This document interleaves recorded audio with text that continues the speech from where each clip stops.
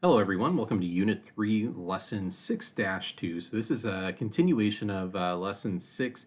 We're going to continue talking about the negative exponents, but today we're going to specifically address the power rule and how the power rule works when we use the power rule with negative exponents. All right, so our goal is pretty much the same as they always have been: expand exponential expressions, condense or simplify them.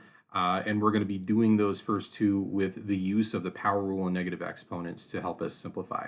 All right. So let's start with some fractions and the power rule. So essentially, we're going to take a look at an expression like this where we have a fraction and the entire fraction is being raised to the negative second power. Now, in yesterday's problems, what we saw fractions just like this, except there was usually a number being raised to a power at the top and another number being raised to a power in the bottom. So there was an exponent being applied to both the top and the bottom of the fraction. But in this case, we're just taking the entire fraction and raising it to this negative power. All right.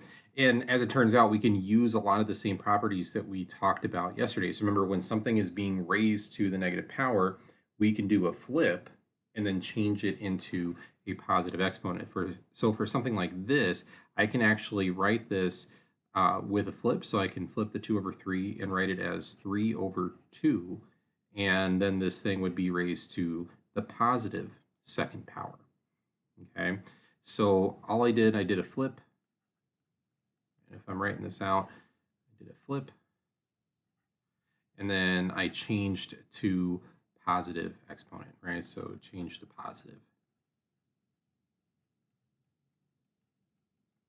Right, and this is a little bit more manageable. So we know that 3 over 2 squared can be rewritten as 3 over 2 times 3 over 2, right? Because I'd be taking the base and multiplying it by itself twice, right? And then if I multiply in the top, right, we get 3 times 3 in the top. So we have a repeated multiplication of 3 in the top, and then a repeated multiplication of 2 in the bottom of the fraction. So we could write this as 3 squared over 2 squared. And since these are numbers, we can actually evaluate these. So this would be a 9 in the top, 3 squared is 9, and a 2 squared in the bottom, which would be a 4. All right. So this would be like the final evaluated expression. This would be the simplified expression. So let's do it again with some variables, right? Because we're in Algebra 1, right? And with algebra, we typically work a lot with variables, right? So, what do we do?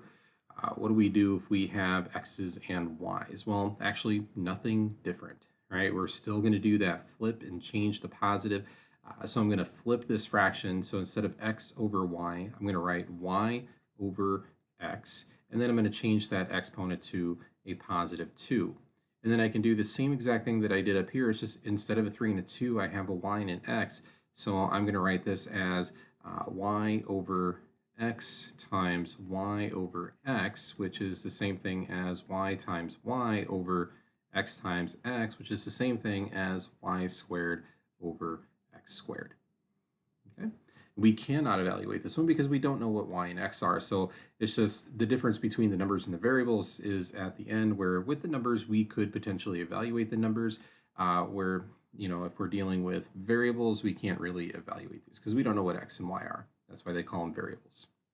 All right, so let's do something a bit more complicated that requires the power rule.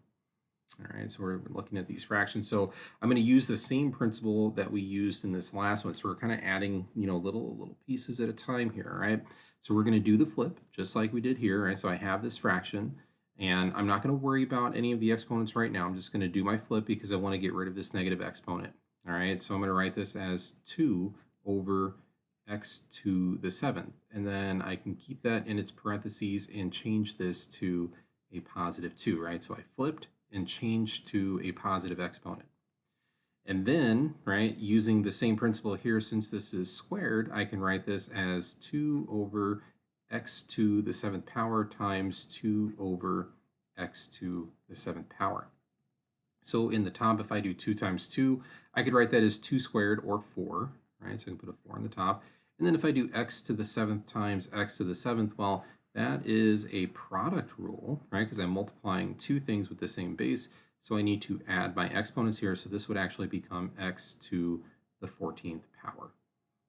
Okay, so that is an example of using the power rule there. The other way that I could have done this, I'm just going to do it with an alternate solution here, is to apply the second power to both the top and the bottom.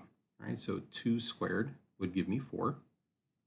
And then this is a power raised to a power. So this is x to the 7th raised to the 2nd. So I could multiply these, right? So this would be 7 times 2, which would also give me x to the 14th power. So we get the same thing, right? So this is more of an expansion type technique, which ended up using the product rule. And this is an example of where we could have used the power rule here, right? When we did the x to the 7th to the 2nd, that was a power rule that we did there by taking both the top and the bottom and squaring it. Okay, so let's look at an example that's not a fraction. All right, so we have a couple of expressions down here. So we have 3 times x to the negative 2nd. And in this scenario, the negative 2 is only being applied to the x. So the 3 is completely separate. It is immune to the negative 2. So for this x to the negative 2nd, let's just take that over to the side real quick. And remember, we can do a flip, right? We can do a flip and change to positive. So I can write this as 1 over x to the 2nd power. All right, so I'm going to do that. So I'm going to say, well, okay, well, 3 over 1 times 1 over x to the 2nd power, and then multiply across the top, multiply across the bottom. All right, so 3 times 1 is 3, and 1 times x squared is just x squared. All right, so this will be our final simplified expression here. All right, now if I look at this one, it looks very similar to this one, but the difference is they put a pair of parentheses around the 3x. So now this negative 2 applies to both the 3 and the x. That's the big difference here, right? So it's like this negative 2, it's an exponent that gets distributed to both of the factors inside of that parenthesis. So I need to do 3 to the negative 2nd times x to the negative 2nd. So both of them are getting that exponent applied. All right, so for this one, I can do my flip and change to positive, right? So it's become 1 over 3 to the 2nd times 1 over x to the 2nd. All right, so I just did my flip on both of them. And then I can evaluate a little bit, right? So 1 times 1 is just 1, and then 3 squared is 9, and then we just have x squared. Not much I can do with just an x squared. So this would be my final expression for this one. And you can see the difference in the results there.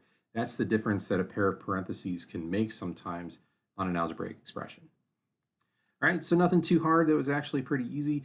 So if you need to, rewind, watch those again, and then go try the practice problems on My Open Math, and let us know if you have any questions in the Zoom chat, guys. Have a great day.